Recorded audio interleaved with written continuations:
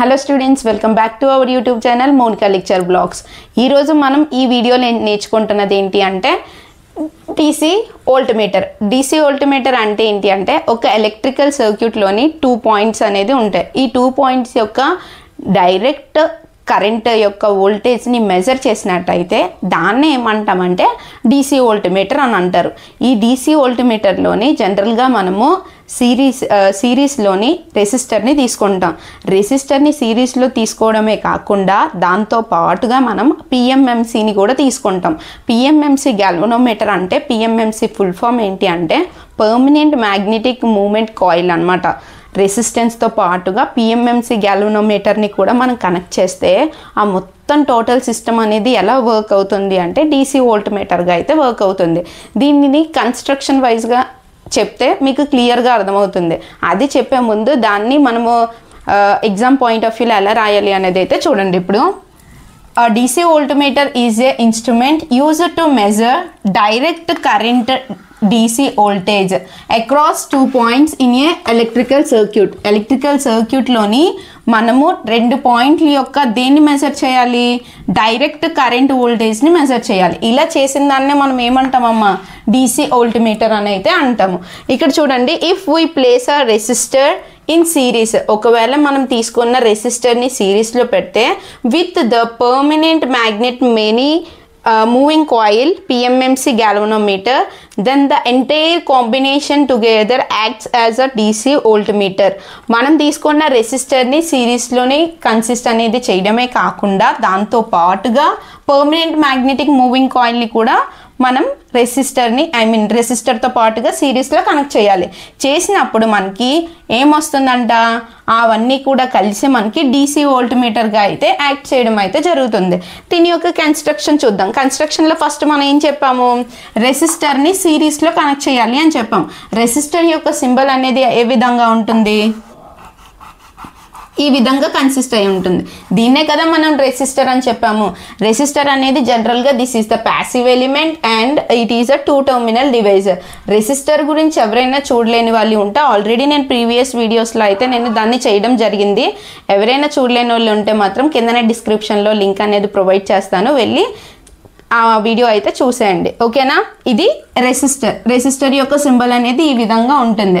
ఇప్పుడు మనం తీసుకునే ఈ రెసిస్టర్ ఏదైతే ఉందో ఇది సిరీస్లోని కన్సిస్ట్ చేయాలి. అంటే మనం జనరల్గా రెసిస్టర్ని R అనే సింబల్తో డిఫైన్ చేస్తాం. ఇది సిరీస్ కనెక్షన్లో ఉంది కాబట్టి SE అనమాట. క్లియర్? ఇప్పుడు మనం తీసుకునే ఈ రెసిస్టర్ అనేది దేనికి కనెక్ట్ అయి ఉంటుంది? పిఎంఎంసీకి కనెక్ట్ అయి ఉంటుంది. అంటే ఇక్కడ మనం పిఎంఎంసీ గ్యాల్వనోమీటర్ని అయితే కన్సిస్ట్ చేసాం. పిఎంఎంసీ గ్యాల్వనోమీటర్ని మనం తీసుకున్న తర్వాత ఈ పిఎంఎంసీ గ్యాల్వనోమీటర్ అనేది ఈ విధంగా ఇలా వచ్చేసి ఇక్కడ కన్సిస్ట్ అనేది జరిగింది.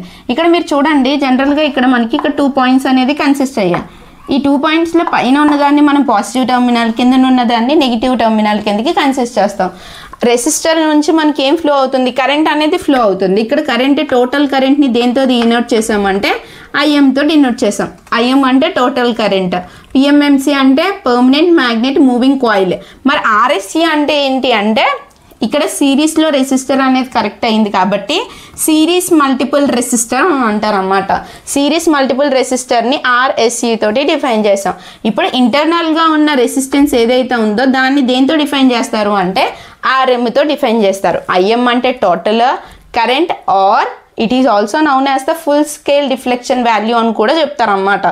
అండ్ RM అంటే ఇంటర్నల్ రెసిస్టెన్స్. ఇప్పుడు మనం తీసుకునే ఇక్కడ 2 పాయింట్స్ ఏవైతే ఉన్నాయో ఈ 2 పాయింట్స్కి మనం వోల్టేజ్ అనేది ఇస్తున్నాం అనమాట. అంటే ఏ వోల్టేజ్? DC వోల్టేజ్ అనేది మనం ఇస్తున్నాం. క్లియర్? మనకి ఈ DC వోల్టమీటర్ ఏదైతే ఉందో ఇది చూడండి, the basically limits the amount of current that flows through the galvanometer in order to prevent the meter current from the exceeds the full scale deflection value. అంటే ఏంటి అంటే మనం తీసుకున్న ఈ DC వోల్టమీటర్ ఏదైతే ఉందో ఈ DC వోల్టమీటర్ యొక్క రెసిస్టర్ ఉంది కదా, ఈ రెసిస్టర్ అనేది మనకి కరెంట్ అనేది ఫ్లో చేస్తుంది అని చెప్పాం. ఈ కరెంట్ అనేది ఓన్లీ లిమిట్ అమౌంట్ ఆఫ్ కరెంట్ని మాత్రమే పిఎంఎంసీ గ్యాల్వనోమీటర్కి అయితే పంపిస్తుంది. అంటే it means it's exceeds the current, అంటే exceeds the exceeds the full scale deflection వాల్యూని అయితే ఇస్తుంది అనమాట. అంటే ఫుల్ స్కేల్ డిఫ్లెక్షన్ వాల్యూ అంటే ఏం లేదు, ఇప్పుడు గ్యాల్వనోమీటర్లో 1 నుంచి 10 వరకు కరెంట్ అనేది ఫ్లో అవ్వాలి అనుకోండి. ఇప్పుడు 10 అనేది ఏదైతే ఉందో ఫుల్ స్కేల్ డిఫ్లెక్షన్ అనమాట. అంటే ఎంతైతే మనం ఇక్కడ ఇచ్చామో మెజర్మెంట్ అంత అమౌంట్ ఆఫ్ కరెంట్ని మాత్రమే రెసిస్టర్ అనేది ఇస్తుంది. ఇచ్చిన తర్వాత మరి అక్కడితో ఆగిపోతుంది అనమాట. 10 వరకు అంటే 10 వరకు మాత్రమే ఇస్తుంది. అంటే పిఎంఎంసి గ్యాల్వనోమీటర్లోని ఎంత మెజర్మెంట్ అయితే వాల్యూ అంటే డిఫ్లెక్షన్ వాల్యూ ఎంతైతే ఉందో అంత అమౌంట్ ఆఫ్ కరెంట్ని మాత్రమే రెసిస్టర్ అనేది అయితే ఇక్కడ ఫ్లో అనేది చేస్తుంది అని అయితే చెప్పారనమాట. అప్లయింగ్ ద కేవీఎల్ అంటే Kirchhoff voltage law. Kirchhoff voltage లాని మనం అప్లై చేస్తే ఈక్వేషన్ ఎలా అవుతుంది అంటే V మైనస్ ఎంత కరెంట్ అనేది ఫ్లో అయ్యింది, ఐఎం అనే కరెంట్ ఎక్కడి నుంచి ఫ్లో అయిందమ్మా, రెసిస్టెన్స్ నుంచి, RSE మైనస్ మనకి ఏమొచ్చింది, ఐఎం ఆర్ఎం అనేది వచ్చింది. It is equal to 0. According to that condition ఇప్పుడు ఐఎంఆర్ఎంని ఇటువైపు తీసుకొచ్చి ఐఎంఆర్ఎస్ని ఇటువైపు పంపిస్తే ఏమవుతుంది, V minus IM RM is equal to minus కాస్త ఏమవుతుంది, ప్లస్ అవుతుంది, ఐఎంఆర్ఎస్ఈ. ఇప్పుడు ఫ్రమ్ దట్ కండిషన్ మనం ఏం తీసుకుంటాము అంటే V is RSE is equal to ఏమవుతుంది, RSE is equal to V minus IM RM by, ఇక్కడ ఐఎం మిగిలిపోయింది కదా, ఐఎం వేస్తాం. ఇక్కడ చూడం ఆర్ఎం ఏదైతే ఉందో అది ఎలిమినేట్ అయిపోతుంది. ఎందుకు అంటే వీతో మనం ఎప్పుడైతే ఐఎంఆర్ఎంని కంపారిజన్ అనేది చేస్తామో చేసేటప్పుడు ఐఎంఆర్ఎం అనేది ఏమవుతుంది అంటే నెగ్లిజిబుల్ అనేది అయిపోతుంది. నెగ్లిజిబుల్ అయిపోవడం వల్ల ఈ టర్మ్ అనేది పోతుంది. అప్పుడు ఇంకేం మిగిలి ఉంటుంది, RSE is equal to V by IM అనేది మాత్రమే మనకు మిగిలి ఉంటుంది అనమాట. This is our answer. RSE is equal to V by IM. RSE అంటే చూడండి, ఆర్ఎస్ఈ అంటే సిరీస్ మల్టిపుల్ రెసిస్టెన్స్ అనమాట. V అంటే ఏంటి, full range of DC voltage. IM అంటే ఫుల్ స్కేల్ డిఫ్లెక్షన్ కరెంట్ అనమాట. క్లియర్. ఆర్ఎస్ఈ ఇక్కడ ఏంటుందంటే the ratio of the full range DC voltage that is to be measured V and the DC voltage drop across the galvanometer Vm is known as the multiplying factor. అమ్మ ఇక్కడ చూడండి, multiplying factor అంటే M తో define చేస్తారు. Multiplying factor M అంటే ఏంటి అంటే the ratio of full range DC voltage that is to be measured V అంటే ఏంటి అంటే ఎప్పుడైతే మనం DC వోల్టేజ్ అనేది మనం ఫుల్ రేంజ్లోని మెజర్ చేస్తాం అంటే ఫుల్ రేంజ్ ఆఫ్ DC వోల్టేజ్ని దేంతో డిఫైన్ చేస్తారు, వీతో డిఫైన్ చేస్తారు. V by the DC voltage drop across the galvanometer. ఎప్పుడైతే DC వోల్టేజ్ అనేది గ్యాల్వనోమీటర్కి క్రాస్ అనేది జరిగిందో అప్పుడు దాన్ని ఏ లెటర్తో డిఫైన్ చేశారంట, VM తోటి డిఫైన్ చేశారు. మొత్తంగా మనకి మల్టిప్లయింగ్ ఫ్యాక్టర్ అంటే ఏంటి అంటే full range of the DC voltage by measuring drop అంటే voltage drop of the acrossing the galvanometer VM. It is known as a multiplying factor అనమాట. దీన్ని ఈక్వేషన్ 1 అనుకోండి. ఓకే, ఇప్పుడు నెక్స్ట్ ఏంటి, the DC voltage drop across the galvanometer is given by. ఎప్పుడైతే మనకి DC voltmeter అనేది across అనేది జరిగిందో అప్పుడు మనకి దాని యొక్క వాల్యూ అనేది ఎంత వస్తుంది అనేది ఇప్పుడు మనం చూడాలి.